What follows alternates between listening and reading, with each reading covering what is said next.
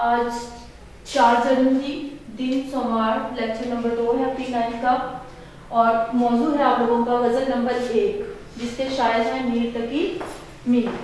Students, आप लोगों ने 8 क्लास में आप लोगों ने नज़में सिर्फ पढ़ी हैं। 9th क्लास में आप लोगों को जो है वो गज़ल एक नई चीज़ जो है वो शायरी की एक नई किस्म आपकी बुक में आ रही है और आप लोग इससे मुतारिफ भी होंगे।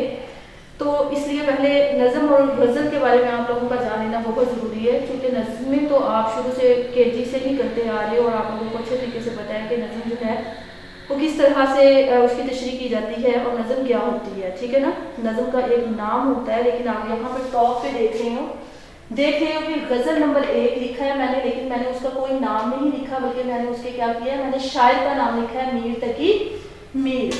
सबसे पहले तो आप लोगों को नज़म और गज़ल का डिफरेंस आप लोगों को पता होना चाहिए कि नज़म और गज़ल में क्या डिफरेंस होता है। ठीक है ना स्टूडेंट्स, आप लोगों के पास बुक्स हैं, आप लोग पेज नंबर ओपन कीजिए 127, 127 पेज आप लोग ओपन करेंगे। वहाँ पे गज़ल के बारे में लिखा हुआ है, पहले आप वो पढ़ लें, फिर आप लोगों के गज़ल के शायर का तारुफ होगा और उसके बाद फिर आप लोगों के अशार की तशरीह होगी। गज़ल देखिए, यहाँ पे लिखा गया है कि गज़ल लुग़वी मायने यानी लुग़त के एतबार से इसके मायने है औरतों से बातें करना या औरतों की बातें करना। ठीक है, इस्लाम में गज़ल शायरी की वो किस्म है जिसमें हुस्न व इश्क के मौज़ूआत और तजर्बात पेश किए जाते हैं। अब आप इसकी डिटेल देखिएगा, पेज नंबर 127 पे है। गज़ल लुगत में गज़ल के मायने औरतों से बातें करना, सुखन बज़नान गुफ्तन या औरतों की बातें करना सुखन अज़नान गुफ्तन के हैं। इस्लाम में गज़ल शायरी की वो किस्म है जिसमें हुस्न व इश्क के मौज़ूआत और तजर्बात पेश किए जाते हैं।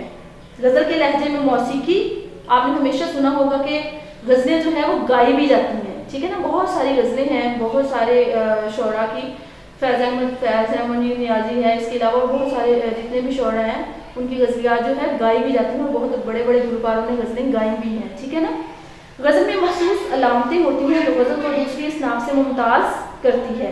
गज़ल में हुस्न व इश्क के साथ साथ तसव्वुफ़, अखलाक और हयात व कायनात के मज़ामीन भी मिलते हैं। पहले उसने ऊपर बात की है कि इसमें सिर्फ जो है वो हुस्न व इश्क के मौज़ूआत और तजर्बात पेश किए जाते हैं, लेकिन यहाँ पे वो बात कर रहा है कि इसमें तसव्वुफ़, अखलाक और हयात व कायनात के मज़ामीन भी मिलते हैं। गज़ल के पहले शेर के दोनों मिसरे हम काफिया और हम रदीफ होते हैं, बाकी अशार के हर दूसरे मिसरे में काफिया मौजूद होता है। काफिया किसे कहते हैं?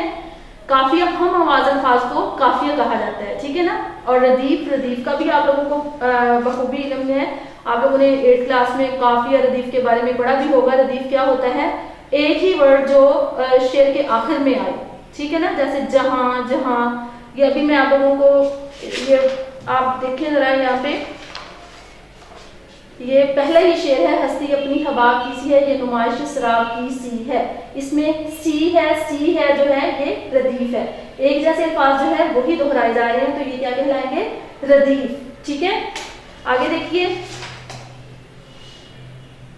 बाकी अशार के हर दूसरे मिसरे में काफिया मौजूद होता है। गज़ल का आखिरी शेर मक्ता कहलाता है, बशर्त के शायर ने इसमें अपना तखल्लुस बरता हो। अब तखल्लुस का भी आप लोगों को पता है कि तखल्लुस जो है शायर का मुख्तसर नेम कहलाता है, जो शायर अपनी शायरी में इस्तेमाल करता है। ठीक है, गज़ल की एक इंफरादी खुसूसियत ये है कि उसका हर शेर मौजू के एतबार से मुकम्मल होता है, इस हवाले से वह दूसरे शायर का मुहताज नहीं होता। इसका मतलब ये है कि गज़ल और नज़म का डिफरेंस मैं आप लोगों को बताऊंगी, गौर से सुनिएगा। नज़म जो होती है उसका एक मरकजी ख्याल होता है, लेकिन गज़ल जो होती है उसका कोई भी मरकजी ख्याल नहीं होता। ठीक है, दूसरा इसका डिफरेंस ये है कि गज़ल का कोई नाम नहीं होता, जबकि नज़म का एक मखसूस नाम होता है। ठीक है ना, नज़म जो है वो हर मौजू पे लिखी जा सकती है। आपने देखा होगा बरसात की बहारें, इसके अलावा खेल पे लिख सकते हो आप, किसी भी मौजू पे आप लिख सकते हैं। ठीक है ना, लेकिन गज़ल का कोई भी नाम नहीं होता। अब तीसरी चीज़ जो है वो इसमें यह है कि नज़म के जो अशार होते हैं, हर शेर का जो है वो दूसरे के साथ एक रब्त होता है, एक ताल्लुक कायम होता है। फॉर एग्जाम्पल, अगर मैं यहाँ से नात निकालूंगी, नज़म नात, तो आपको बखूबी अंदाजा होगा कि उसका नात है जिसमें नबी पाक सल्लल्लाहु अलैहि वसल्लम की तारीफ बयान की गई है। ये हिस्सा नज़म है और सफ़ा नंबर है 106, सॉरी सफ़ा नंबर है 100 11 नाद। ये देखें नाद, इसका नाम नाद से ही आप लोगों को पता है, जिसमें नबी पाक सल्लल्लाहु अलैहि वसल्लम की तारीफ बयान की जाए। अब देखें इसमें सबा बेशक आती मदीने से तू है कि तुझमें मदीने के फूलों की बू है। ठीक है, इस पूरी नात में जो है वो जिक्र है नबी पाक सल्लल्लाहु अलैहि वसल्लम का। हर शेर का एक दूसरे के साथ एक ताल्लुक कायम है, एक रब्त कायम है।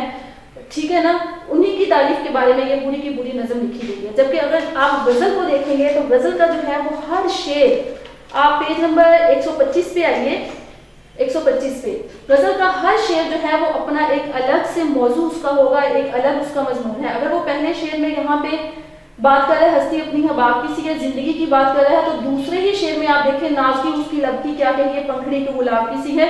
दूसरे ही शेर में उसने जो है वो अपने महबूब की तारीफ करना स्टार्ट कर दी है।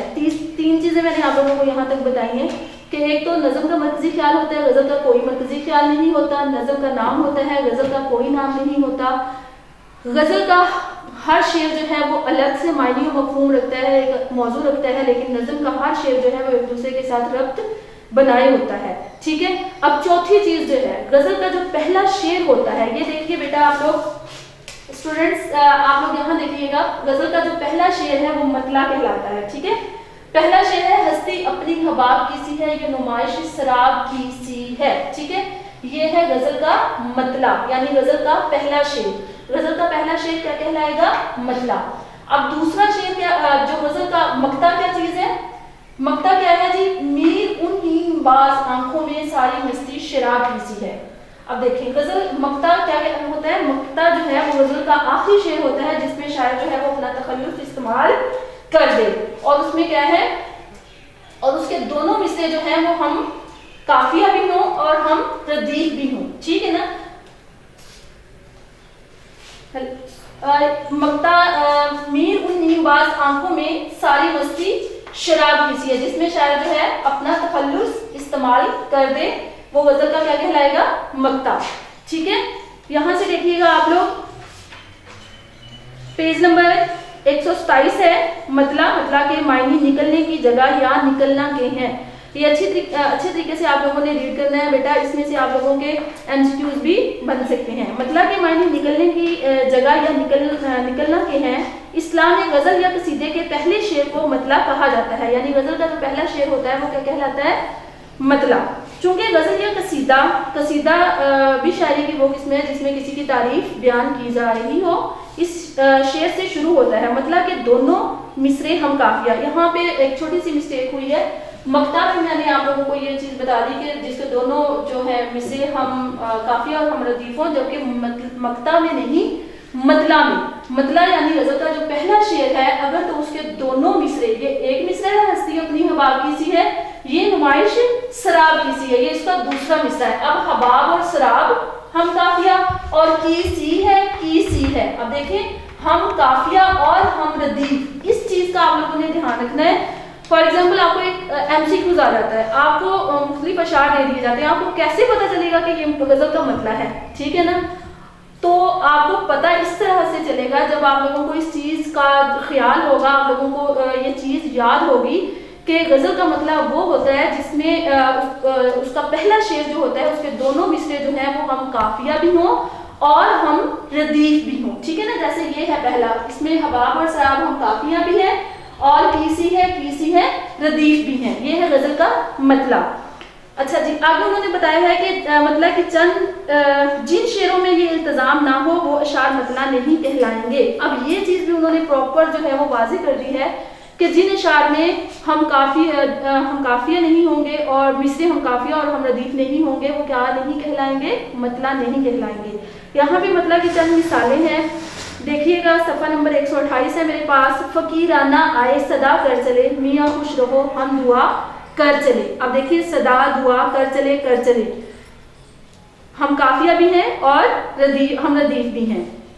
इसी तरह कुछ और उन्होंने एग्जाम्पल्स दी हैं। जहां तेरा नक्शे कदम देखते हैं, ख्याबा इरम देखते हैं, लगता नहीं है जी मेरा उजड़े दियार में, किसकी बनी है आलिमे ना पायदार में। ठीक है, ये सारी आप लोगों को जो मिसालें हैं यहाँ पे पेज नंबर 128 है, ये सारी जो है वो मतला की मिसालें दी गई हैं। इसी तरह से अब नीचे आ जाइए, यहाँ पे हमारे पास दिया गया है मक्ता। इसको पढ़िए अच्छे तरीके से। मक्ता के लुग़वी मायने खत्म करने या काटने के हैं।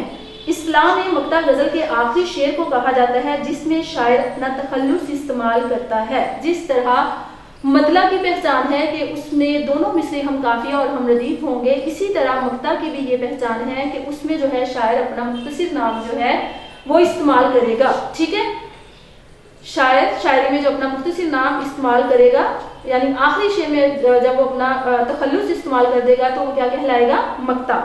जिस शेर में शायर अपना तखल्लुस इस्तेमाल ना करे इसे गजल का आखिरी शेर कहा जाएगा, मक्ता नहीं। यानी ऐसा कोई शेर अगर आपके सामने आ जाता है, वो गजल एंड हो जाती है लेकिन उस पर जो है वो शायर का तखल्लुस इस्तेमाल नहीं हुआ उसके आखिरी शेर में, तो हम उसको मक्ता नहीं कहेंगे बल्कि हम उसको कहेंगे गजल का आखिरी शेर। इसमें हम चंद मिसालें देखेंगे। पहली उन्होंने दी है, ये देखें, क्यों सुने अर्ज़े मुस्तरिब मोमिन। अब मोमिन का यहाँ पे आ गया, यहाँ पे तखल्लुस इस्तेमाल हो गया, हमें पता चल गया कि ये क्या है, ये मक्ता है। सनम आखिर खुदा तो खुदा नहीं होता। क्यों सुने अर्ज़े मुस्तरिब मोमिन, सनम आखिर खुदा नहीं होता। इसी तरह कुछ और भी आप लोगों के अशार दिए गए हैं जो कि मक्ता की मिसालें हैं। ठीक है स्टूडेंट्स, यहाँ तक आप लोगों को गजल, मतला और मक्ता के बारे में बता दिया गया। अब आप लोग आएंगे मीर तकी मीर, जो कि इस गजल के शायर हैं मीर तकी मीर। हम उनका तारुफ पढ़ेंगे। ये सफ़ा नंबर है हमारे पास 124, सफ़ा नंबर 124, सफ़ा नंबर 124 ओपन कीजिए अपना स्टूडेंट्स। और ये गजल के शायर हैं मीर तकी मीर। सबसे पहले ऊपर टॉप पे जो है वो उनकी तारीख पैदाइश लिखी हुई है। जी स्टूडेंट्स, तारीख पैदाइश बोर्ड में भी आप लोगों को लिखी हुई नजर आएगी। तारीख पैदाइश है 1723 और तारीख वफात जो है उनकी वो है 1810। अब हम रीडिंग स्टार्ट करेंगे। मीर मोहम्मद तकी नाम और मीर तखल्लुस था। उनका जो पूरा नाम था वो था मीर मोहम्मद तकी। ठीक है, वैसे हम उनको मीर तकी मीर ही शायरी में उनका नेम यूज होता है, मीर उनका तखल्लुस है, लेकिन उनका पूरा नाम जो है वो है मीर मोहम्मद तकी, मीर मोहम्मद तकी। और मीर तखल्लुस था, यानी शायरी में वो अपना मुख्तसिर नाम जो था अपना तखल्लुस मीर लगाते थे। वालिद का नाम मीर अली मुत्तकी था। वालिद का नाम मीर अली मुत्तकी था। ये भी अहम है, ये भी आप लोगों को एमसीक्यू फॉर्म में आ सकता है कि मीर तकी मीर के वालिद का नाम बताएं। ठीक है, आप आगरे में पैदा हुए, इब्तदाई तालीम सैयद अमानुल्लाह से हासिल की जो मीर के वालिद के मुरीद और मुँह बोले भाई थे। मुरीद किसे कहते हैं? मुरीद कहते हैं शागिर्द को। ठीक है ना, बचपन ही में जिससे जो है इंसान तालीमात हासिल करता है वो मुरीद ही होता है। ठीक है ना, बचपन ही में वालिद और अमानुल्लाह की वफात के बाद मीर को तलाशे माश के लिए आगरा छोड़कर दिल्ली आना पड़ा। तलाशे माश का मायने है रिज़्क़ की तलाश में या रोज़ी कमाने के लिए जो है वो उन्हें आगरा छोड़कर दिल्ली आना पड़ा। यहाँ एक नवाब के यहाँ मुलाजिम हुए। वो नवाब नादिर शाह के हमले में मारा गया तो मीर आगरे लौट आए, लेकिन उन्हें दोबारा दिल्ली जाना पड़ा। यानी एक दफ़ा जो है वो आगरा से दिल्ली गए, फिर वहाँ पे दोबारा से वो वापस आगरा गए और आगरा जाकर फिर दोबारा वापस दिल्ली वो आ गए। दिल्ली में खराब अमन व अमान की वजह से उन्हें मजबूर होकर उन्होंने लखनऊ का रुख किया। वहाँ नवाब आसिफुल दौला के दरबार से वाबस्ता हो गए और बाकी उम्र इसी शहर में बसर की। ठीक है, अब उनका देखें जी, उन्होंने क्या बताया है कि दिल्ली में खराब अमन व अमान की वजह से उन्होंने मजबूर होकर लखनऊ का रुख किया। फिर उन्होंने लखनऊ का रुख किया और आसिफुल दौला के दरबार से वाबस्ता हो गए और बाकी उम्र उन्होंने कहाँ गुजारी? लखनऊ में। ठीक है, यानी आगरा और दिल्ली से फिर लखनऊ। मीर को खुदाए सुख कहा गया। सुख कहते हैं कलाम को। ठीक है, यहाँ पे इसका हम आसान जो है वो यही मतलब बनेगा कि उनका जो शायरी का अंदाज था या जो शायरी थी उनकी वो गॉड गिफ्टेड थी, यानी अल्लाह ताला की तरफ से अता करदा एक टैलेंट तोहफा था उनके पास कि बड़े बड़े जो शायर थे, बड़े सही पाक उनके बहुत बड़े बड़े नाम जो हैं वो भी उनको जो है उनकी शायराना अज़मत का एतराफ़ करते हैं। ठीक है, अब आगे क्या है, उन्होंने मुख्तलिफ असनाफ़े शेर में तबा आज़माई की, यानी उन्होंने शेर की मुख्तलिफ किस्मों में जो है कोशिश की। उन्होंने कसीदा भी लिखा, उन्होंने गज़ल भी लिखी, उन्होंने नज़म भी लिखी, उन्होंने शायरी की जितनी भी किस्म है, यानी नसर वो चीज़ होती है जो आप एक पैराग्राफ की सूरत में तहरीर लिखते हैं वो नसर कहलाती है, और जो तहरीर जो है वो आप एक मिसरे की सूरत में लिखते हैं वो क्या है? शायरी। ठीक है, तो उन्होंने जो है शायरी की जितनी भी इकसाम है वो सारी की सारी जो है उन्होंने उसमें कोशिश की, लिखा, मगर इनकी पहचान जो है वो गज़ल गोई है। लेकिन जो उनकी पहचान बनी जो चीज़ इनकी, वो क्या था? गज़ल। ठीक है, वो बिलाशुबा गज़ल के बादशाह हैं, खलूस। अब उनकी शायरी में जो चीज़ें पाई जाती हैं क्या है, वो बता रहा है कि खलूस है, दर्दो गम है। दर्दो गम उनका जो है वो उनके ज़िंदगी के हालात जो थे वो गुजरे ही तकरीबन रंजो अलम में थे, तो उनकी शायरी में भी ये चीज़ पाई जा रही थी। ठीक है ना, जैसे कि वो अभी बहुत कम सिन थे कि उनकी जो है वो उनके वालिद का इंतकाल हो गया, फिर उनके चचा का इंतकाल हो गया, फिर वो अपने मामू के पास गए, उनके पास उन्होंने कुछ अर्सा गुजारा, लेकिन मामू ने जो है वो उनके साथ कोई अच्छा बर्ताव नहीं किया था, जिसकी वजह से उनकी जो ज़िंदगी है ना तकरीबन जो है वो दर्द में ही गुजरी। ठीक है, खलूस, दर्द, दर्दो गम, तरन्नुम। तरन्नुम क्या होता है? एक मौसीकी। ठीक है ना, नगमगी मौसीकी। ठीक है, और सादगी की बदौलत उनकी गज़लें दिल पर असर करती हैं। इनकी शायराना अज़मत का एतराफ़ ना सिर्फ उनके हम असर कहते हैं उनके अहद के, उनके ज़माने के, जो उस दौर में और भी शोरा थे, वो भी उनकी शायराना अज़मत का क्या था? एतराफ़ करते थे। शोरा ने किया है, बल्कि मुताखरीन और जो उनके बाद में आने वाले लोग थे, मुताखरीन यानी आखिर में आने वाले जो थे, उन्होंने भी उनकी शायरी को सराहा, मतलब सराहा में यानी तारीफ की। बाबाए उर्दू डॉक्टर मौलवी अब्दुल हक ने उनको सरताजे शोराए उर्दू करार दिया है। ये देखें, बाबाए उर्दू जिनको जो है वो उनकी खिदमात, उर्दू में खिदमात की वजह से बाबाए उर्दू उनको कहा जाता है। उन्होंने जो है उनको जो है वो नाम दिया है सरताजे शोरा, यानी शायर शोरा के सर का ताज। ठीक है, उर्दू करार दिया है। अब नीचे उनकी तसानीफ दी गई है। मीर की तसानीफ में खुद नविश, जिक्र मीर, एक तज़किरा, नकातुश्शोरा, एक फ़ारसी और 6 उर्दू दवावीन शामिल हैं। ये उनकी तसानीफ के नीम हैं। ये आप लोगों ने अच्छे से याद करने बेटा। अब हम आते हैं अपनी गज़ल की तरफ। ये है सफ़ा नंबर यहाँ पे मेरे पास 125। यहाँ से हम इसकी रीडिंग स्टार्ट करेंगे। आप लोगों को शायर का तारुफ भी बता दिया गया, गज़ल के बारे में भी बताया गया, मतला और मक्ता के बारे में भी अच्छे से बताया गया। यहाँ पे तीसरी एक चीज़ है सहले मुमतना। सहले मुमतना में ये लिखी गई एक गज़ल है। सहले मुमतना क्या होता है? यानी बहुत आसान अल्फाज में लिखी गई शायरी, या बहुत आसान अल्फाज में की गई शायरी, जिसको समझने में जो है वो आपको बिल्कुल भी कोई मुश्किल पेश ना आए, बहुत आसान अल्फाज का इस्तेमाल किया गया हो, बआसानी आप उनको जो है वो समझ लें और उसकी तशरीह कर लें।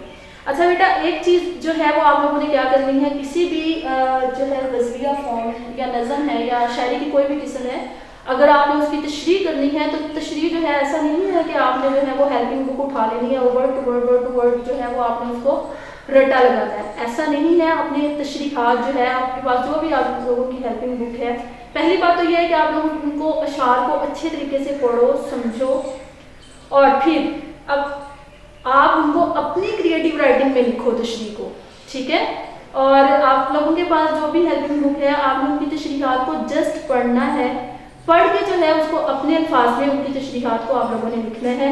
और जब हम लोग तशरीह करते हैं, जैसे आप लोगों ने 8th क्लास में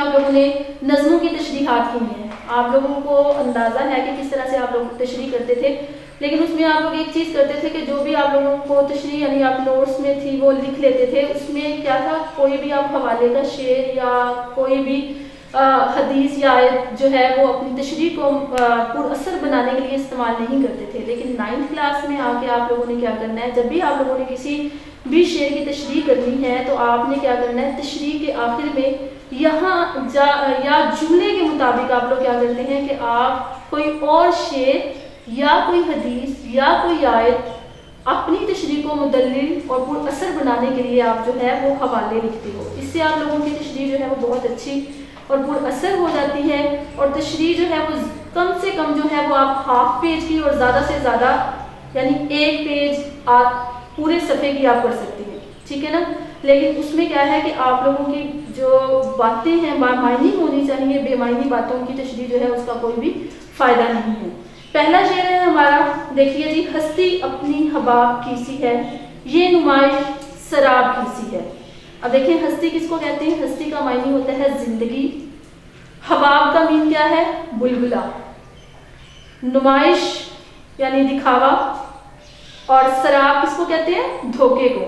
अब यहाँ पे मीर तकी मीर जो है वो जिंदगी के बारे में एक हकीकत बता रहे हैं, और ये अटल हकीकत है, इसमें तो कोई शक है ही नहीं, ना ही इसमें कोई दो राय है कि जिंदगी जो है वो एक पानी के बुलबुले की मानद है, ठीक है ना। बिल्कुल ऐसा ही है, दुनिया क्या है, फानी है, एक दिन दुनिया जो है वो एक दिन खत्म हो जाएगी, ठीक है ना। कुछ बाकी नहीं रहना सवाए अल्लाह ताला के नाम के, अल्लाह पाक की ज़ात के, ठीक है ना। ये नुमाइश शराब की सी। अब वो कहते हैं ज़िंदगी में, ये दुनिया में जो ज़ाहिरी चीज़ें आप लोगों को नज़र आ रही हैं, जितनी भी आप लोगों को रंगीनियाँ नज़र आ रही हैं, जिनमें जो है ज़्यादा से ज़्यादा इंसान उनको गेन करने की भी कोशिश करता है, इंसान चाहता है कि उसके पास जो है वो हर चीज़ आ जाए। लेकिन क्या होता है कि हम लोग दुनिया में इतने मसरूफ़ हो जाते हैं कि एक ऐसा वक्त आता है कि हम लोग थोड़ा सा भूल जाते हैं कि हम लोगों एक ये जहाँ है और एक अगला जहाँ है जहाँ हमने जाना है। और ये दुनिया, ये ज़िंदगी जो है हमारी, ये तो बिल्कुल आर्जी है। इसमें गुजारे गए जो चंद साल हैं हमारे, वो तो बिल्कुल वो एक ज़र्रे के बराबर है। और अगली जो दुनिया है उसमें हमने क्या करना है, हमने हमेशा हमेशा के लिए रहना है, वो दायमी रहने वाली है, जिसमें कोई भी इख्तिताम नहीं है, ठीक है ना। तो क्यों हम अपनी जो है वो दुनिया जिसमें हमने हमेशा रहना है, उस आर्जी दुनिया के लिए ख़राब कर दें जिसमें हमने जो है आना है और फिर चले जाना है। ये यहाँ पे तो हम जो है वो एक मेहमान है, ज़िंदगी का कोई भी भरोसा नहीं। तो क्या है वो यहाँ पे इसी चीज़ को जो है वो बयान कर रहे हैं कि ये दुनिया, पहले वो कह रहे हैं कि ये हस्ती यानी ये ज़िंदगी, ये जो मेरी ज़िंदगी है, ये जो हमारी इंसानी ज़िंदगी है, ये बिल्कुल एक पानी के बुलबुले की तरह है। आप लोगों ने देखा होगा कि पानी के बुलबुले क्या हैं, जैसे ही वो बुलबुले आते हैं वो चंद सेकंड्स के लिए उनका वजूद होता है, उसके बाद वो बिल्कुल ख़त्म हो जाते हैं। तो आप देखेंगे ये जो ज़िंदगी है हमारी दुनिया में हम जो गुजार रहे हैं, ये भी बिल्कुल ऐसे ही है कि चंद लम्हों की है। और ये नुमाइश शराब की सी है। ये जो ज़ाहिरी जो हमारे पास इतनी आसाइशें हैं, दुनिया की रंगीनियाँ जो हम देखते हैं, ये सारी की सारी क्या है, ये धोखा है, ये ख़त्म हो जाने वाली है। अब जब आप लोग इसकी तशरीह करोगे, आपने तशरीह कर ली, अब इसमें जो है आपने अपनी तशरीह को और भी ज़्यादा पुरअसर बनाना है, तो आप इसमें क्या है, हवाले के शेर लिखते हो। जैसे कि यहाँ पे मेरे पास एक शेर है कि साथ जाएगा तेरे एक नूर नेक अमाल का, जमा जो कुछ भी किया तूने यही रह जाएगा। देखें अब ये जो शेर है, ये इसके साथ क्या है, इसका एक ताल्लुक है। इस तरह से आपकी तशरीह जो है वो और भी खूबसूरत हो जाएगी। अब दूसरा शेर जो है वो देखिए, यहाँ पे टोटली उसने जो है ना उसका एक चेंज जो है वो माइंड चेंज हो गया। अब यहाँ पे आकर उसने जो है वो अपने महबूब की तारीफ करना शुरू कर दी है शायर ने। जो चीज़ मैंने पहले ही आप लोगों को बताई थी कि नज़म में क्या है, नज़म में हर शेर का दूसरे के साथ रब्त होता है, लेकिन गज़ल में हर शेर का दूसरे के साथ कोई रब्त कायम नहीं होता। इसी तरह से देखें, पहली शेर में उसने जो है वो दुनिया की बात की, ज़िंदगी की बात की, और दूसरे ही शेर में वो जो है वो अपने महबूब की बात कर रहा है कि नाज की उसके लब की क्या कहिए, पंखड़ी एक गुलाब की सी है। अब यहाँ पे शायर जो है वो अपने महबूब की तारीफ बयान कर रहे हैं। उर्दू अदब में शोरा जो है वो उन्होंने अपने जो महबूब है हर यानी कि महबूब के, किसी ने बालों की गेसू की तारीफ कर दी, किसी ने उसके होंठों की तारीफ कर दी, किसी ने रुखसार की तारीफ कर दी, किसी ने उसके कद कामत की तारीफ की। तो यहाँ पे मीर तक मीर जो है वो अपने महबूब के होंठों की तारीफ कर रहे हैं कि मेरे महबूब के होंठ जो हैं वो बिल्कुल इस तरह से हैं जिस तरह से गुलाब की पंखड़ियाँ हों, गुलाब की, ठीक है ना। गुलाब की पत्तियाँ कितनी खूबसूरत होती हैं, कलर अगर हम उनका रंग देखते हैं और उनकी जो है वो नरमगी देखते हैं, वो कितनी नर्म और कितनी खूबसूरत रंग की होती हैं। तो वो जो है वो यानी कि अपने महबूब की तारीफ बयान करते हुए आला एक बहुत खूबसूरत तशबीह उन्होंने दी है अपने महबूब के होंठों को गुलाब की पंखड़ी के साथ, ठीक है। इसमें जब हम इसकी तशरीह करेंगे तो इसमें हवाले का शेर आएगा, जब वो दांतों में दबाते हैं गुलाबी आंचल, कितने पुरकैफ नज़ारों को सजा मिलती है, ठीक है स्टूडेंट्स। अब यहाँ पे देखें, अब थर्ड वाला शेर देखिए। थर्ड वाला शेर में अब यहाँ पे फिर उन्होंने जो है वो अपना बिल्कुल उनका मौजू चेंज है। चश्मे दिल खोल उस भी आलम पर, यहाँ की औकात ख्वाब किसी है। अब यहाँ पे फिर वो यही बात कह रहे हैं कि चश्मे दिल, चश्म कहते हैं आंखों और दिल, चश्मे दिल जब हो जाएगा तो वो क्या हो जाएगा, दिल की आंख। खोल उस भी आलम पर, उस भी आलम, उस वो वाला आलम कौन सा है, यानी जब हमने ये जहां छोड़कर अगले जहां के लिए रुखसत हो जाना है, वो जहां हमने जाना है हमेशा के लिए, वो अगला जहां आखिरत। यहाँ की औकात ख्वाब किसी है। वो कहता है कि ये दुनिया जो है इसकी जो हैसियत है वो सिर्फ और सिर्फ क्या है, एक ख्वाब जैसी है। रात को हम सोते हैं, क्या होता है, हम सोते हैं, सुबह उठ जाते हैं। ख्वाब बिल्कुल जो है वो हमारी दुनिया ही बदली होती है। ख्वाब देखते हैं रात को, लेकिन जब हम उठ के देखते हैं तो हमारे सामने तो वो सारा कुछ होता ही नहीं है। तो यहाँ पे भी उन्होंने यही कहा है कि चश्मे दिल यानी दिल की आंख से आखिरत की फिक्र कर, कि अपने दिल से जो है ये वहम निकाल दे कि दुनिया लाफानी है, बल्कि क्या है, दुनिया फानी है, इसने एक दिन ख़त्म हो जाना है। और आखिरत की तैयारी पकड़ो, अपने नेक अमाल करो, अपने अमाल जो है वो अच्छे बनाओ, दूसरों के साथ अपने ताल्लुकात बेहतर करो। अपने सबसे बढ़कर हम किसी के लिए क्या कर सकते हैं कि हमारे जो अखलाक हैं, हमारे अखलाक बेहतरीन होने चाहिए, ठीक है ना। हमारी वजह से किसी को कोई तकलीफ ना पहुंच जाए, कोई दुख ना पहुंच जाए, ठीक है ना। यहाँ की औकात ख्वाब की सी है कि ये दुनिया जो है इसकी तो औकात, इसकी हैसियत तो बिल्कुल एक ख्वाब जैसी है। जैसे रात को इंसान सोता है और ख्वाब देखता है और सुबह उठता है तो वो सारा मंजर ही गायब होता है आंखों के सामने से, ठीक है ना। तो इसमें हम हवाले का शेर इस तरह से लगा देंगे, आखिरत में अमल नेक ही काम आएंगे, पेश है तुझको सफर ज़्यादा सफर पैदा कर, ठीक है। ये जो हवाले के शेर हमने लगाने होते हैं, हमने इनकी तशरीह नहीं करनी होती, सिर्फ हमने अपनी जो है तशरीहात को खूबसूरत और मुदल्लिल बनाने के लिए जो है वो हम हवाले के अशार जो है वो लिखते हैं। फोर्थ वाला शेर देखिए, बार बार उसके दर पे जाता हूँ, हालत अब इस्तराब की सी है। जो उर्दू अदब है, इसमें जो महबूब है उसको बहुत ज़्यादा जो है वो थोड़ा सा कह लें कि बार बार उसके दर पे जाता हूँ, हालत अब इस्तराब यानी बेरुखी जो है ना महबूब के ज़ात में पाई जाती है आशिक के लिए। और आशिक को बहुत ज़्यादा दीवाना और बहुत ज़्यादा यानी कि जज्बात से लबरेज दिखाया जाता है कि जो आशिक है वो अपने महबूब के लिए हर किस्म के रंजो गम, मुसीबत, तकलीफ, मलामत, मुसीबतें वो बर्दाश्त करता है। लेकिन जो आगे से महबूब है वो आगे से क्या करता है, बेरुखी का रवैया जो है वो उसके साथ अपनाता है और उसके साथ जो है उसका अखलाक भी बेहतर, जिसके लिए वो आशिक जो है वो इतनी कोशिशें करता है कि किसी तरह से उसका जो वस्ल है, उसके साथ जो मुलाकात है वो नसीब हो जाए। लेकिन जो महबूब है आगे से वो उसकी बहुत ज़्यादा बेरुखी दिखाई गई है, बताई गई है। यानी उर्दू अदब में जो है वो आप जितना भी उर्दू अदब पढ़ लें, आपको आशिक को जो है वो बेरुखी का बर्ताव जो है करते हुए आप पाएंगे उसको। बार बार उसके दर पे जाता हूँ, हालत अब इस तरह की सी है। कहते हैं कि जब इश्क के जज्बात परवान चढ़ते हैं तो दीवानगी और बढ़ती जाती है, इंसान जो है वो मुस्तरिब हो जाता है, बेचैन हो जाता है। तो इस सूरत में वो क्या है कि वो चाहता है कि किसी न किसी तरीके से जो है उसे अपने महबूब का वस्ल नसीब हो जाए, यानी वो उससे मिल ले। अगर वस्ल नसीब ही नहीं हो सकता तो कम से कम जो है कहीं सरेराह उसकी जो है वो मुलाकात, सरेराह जो है वो उसकी मुलाकात ही हो जाए, ठीक है ना। बड़ा बार बार उसके दर पे जाता हूँ, हालत अब इस तरह की सी है। कहता है कि इस हालत में, इस कंडीशन में जो है वो बेचैनी बहुत ज़्यादा बढ़ गई है और मैं अपने महबूब के दर पर बार बार जाता हूँ कि कहीं किसी तरह से मुझे जो है वो उसका दीदार नसीब हो जाए, मैं उसको देख लूँ और जो है वो मेरी हालत को चैन आ जाए, लेकिन ऐसा हो नहीं पाता, ठीक है। इसमें जो है वो शेर आएगा, इसमें हवाले के शेर आप इस तरह से लगाएंगे, तू अगर हम कलाम हो जाए, हम फकीरों का काम हो जाए। यानी कि इतनी शिद्दत है आशिक के दिल में कि वो चाहता है कि किसी न किसी तरह से वो बात ही कर ले, ठीक है। आगे देखिए पांचवा शेर है मेरे पास, मैं जो बोला कहा कि ये आवाज़ उसी खाना खराब की सी है। अब कहता है कि मैं तो चाहता हूँ कि किसी तरीके से वो मुझे मिल जाए, लेकिन वो तो मेरी आवाज़ तक सुनना पसंद नहीं करता, क्योंकि वो बेरुखी का रवैया जो है वो अपनाए हुए हैं, इख्तियार किए हुए हैं।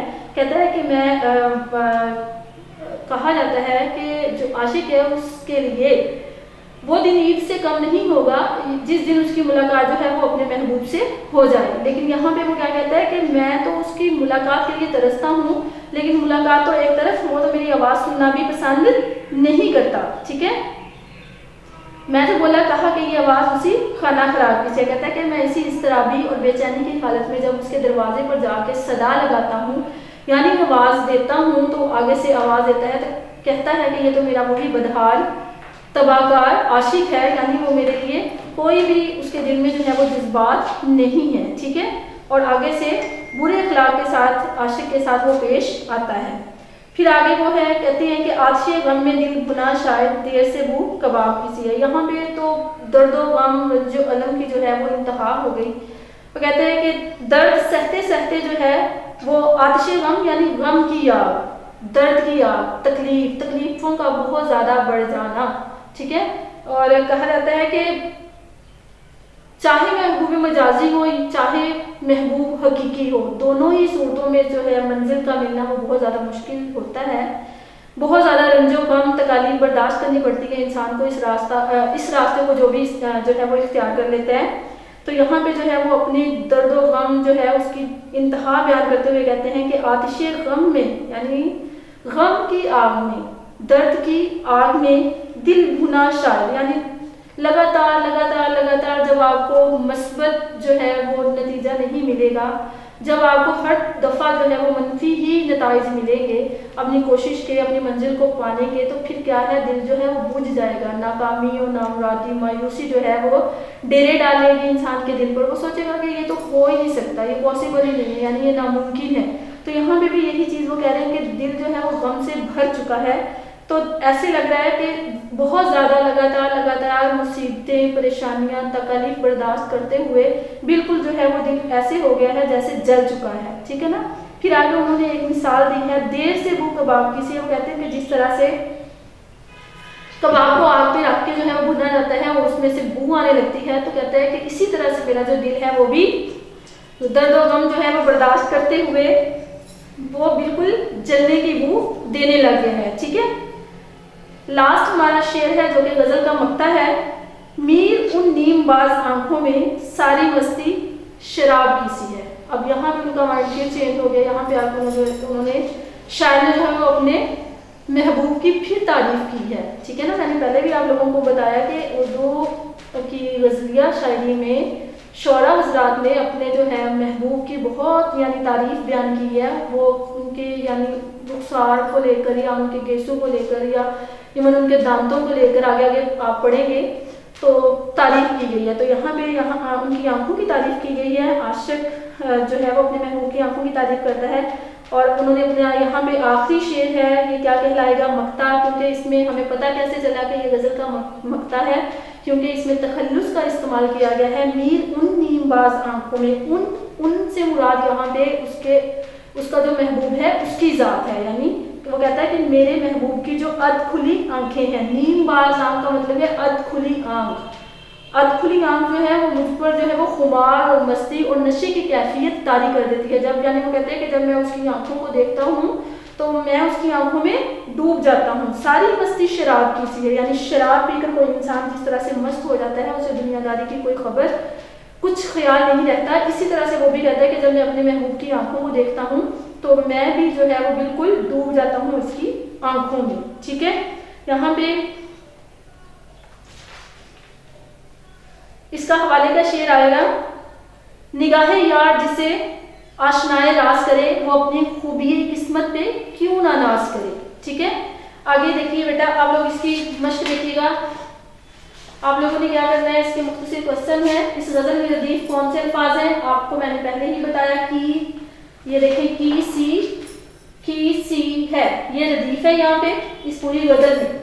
उसके बाद इस गजल में इस्तेमाल होने वाले कोई से 4 काफियों की निशानदेही करें। ये आप लोगों ने मुख्तसर क्वेश्चन आप लोगों ने गजल को पढ़ते हुए करने हैं। मायनी और जुमले ये आप लोगों ने इनके मायने भी करने। हस्ती, जिंदगी, हबाब, बुलबुला, शराब, धोखा, औकात, हैसियत, इस्तराब, बेचैनी, खाना खराब, बदहाल, नीमबाज, अधखुली, मस्ती यानी कि मस्त हो जाना, डूब जाना। उसके बाद आपने ये कॉलम करना है। क्वेश्चन नंबर 4 है, दर्जन मुरक्कबात मुरक्कब की कौन सी इकसाम है। चश्मे दिल, उसके लब, आतिशे गम, उसका दर्द। ये है मुरक्कब अज़ाफ़ी, जिसमें जेर लग जाए पहले वर्ड के नीचे या का और की का इस्तेमाल करते हुए अल्फाज को मिला दिया जाए, वो क्या होते हैं, मुरक्कब अज़ाफ़ी। इसी तरह से क्वेश्चन नंबर 5 आप लोगों ने करना है। इस गजल के मतला और मक्ता की निशानदेही करें। ये देखिए गजल का मतला और गजल का मक्ता। हस्ती अपनी हबाब की सी है, ये नुमाइश शराब की सी है, ये है मतला। मीर उन नीमबाज आंखों में सारी मस्ती शराब की सी है, ये है मक्ता। उसके बाद मुज़क्कर और मोनस अलग अलग करने हैं। हस्ती मोनस, हबाब मुज़क्कर, नुमाइश भी मोनस है, शराब मुज़क्कर, लब भी मुज़क्कर, बू मोनस, कबाब मुज़क्कर और मस्ती भी मोनस और शराब भी मोनस। आगे आप लोगों ने 7th वाला जो क्वेश्चन है वो है एराब लगाकर तलफ़्फ़ुज़ वाज़े करें। ये आप लोगों ने एराब लगाने हैं। और गज़ल को पढ़ते हुए क्वेश्चन नंबर 8 का जो ये क्वेश्चन है, क्वेश्चन नंबर 8 की खाली जगह है, ये आप लोगों ने फिल करनी है। और ये आप लोगों का सारी इसकी गज़ल मतलब और नुक्ता के बारे में आप लोगों को बता दिया गया। और आप लोगों का जो होमवर्क है ये है स्टूडेंट्स, आप लोगों ने क्या करना है, गज़ल नंबर 1 की मुकम्मल तशरीह मश्क के साथ, ठीक है। और इसके साथ आप लोगों ने करना है मुकालमा नंबर 1, कहानी नंबर 1 और नीज़ ज़रबुल इमसाल 1 से 20 तैयार करें। अच्छा, इसमें जो मुकालमा है वो है मरीज और डॉक्टर के दरमियान। मुकालमा नंबर 1 जो है मरीज और डॉक्टर के दरमियान है।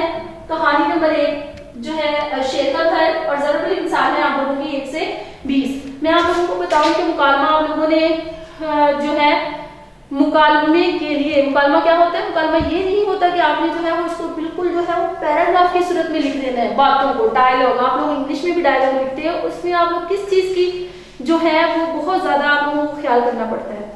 मुकालमे के लिए आप लोगों को रमूज़ो औकाफ का बहुत ज़्यादा ख्याल रखना पड़ता है कि कहाँ पे जो है वो सवालिया निशान आना है, कहाँ पे नदाइया की अलामत आनी है, कहाँ पे जो है वो आप लोगों के कॉमास इस्तेमाल होने हैं, कहाँ पे आप लोगों ने जो है वो खत्मा लगाना है। अगर आप इन रमूज़ो औकाफ का ख्याल नहीं करते, आप सवाल निशान या जितनी भी आप लोगों की अलामतें हैं अगर आप उनका इस्तेमाल नहीं करते तो फिर वो आपके मुकालमे में से जो है वो नंबर बहुत ज़्यादा आप लोगों के कटेंगे, क्योंकि मुकालमे में आप लोगों को इन चीज़ों का ही ख्याल करना है। और जो दूसरी चीज़ है आप लोगों की कहानी में आप लोगों ने क्या करना है, कहानी जो है उसको भी रट्टा लगाने की जरूरत नहीं होती। कहानी को एक दफ़ा आप लोग पढ़ें, उसके बाद जो है वो उसको लिखें। कहानी हमेशा क्या होती है, कहानी हमेशा माजी में लिखी जाती है। कहानियां सुनाई जाती है ना, यानी जो चीज़ पहले से हो चुकी हो, तो कहानी क्या है हमेशा ही माजी में यानी माजी जुमलों में लिखी जाती है। उसके बाद आप लोगों की ज़रबुल इमसाल आ जाती है। ज़रबुल इमसाल आप लोगों की तकरीबन वही है जो आप लोगों ने 8th क्लास में की है। मेरे पास यहाँ पे एक बुक है,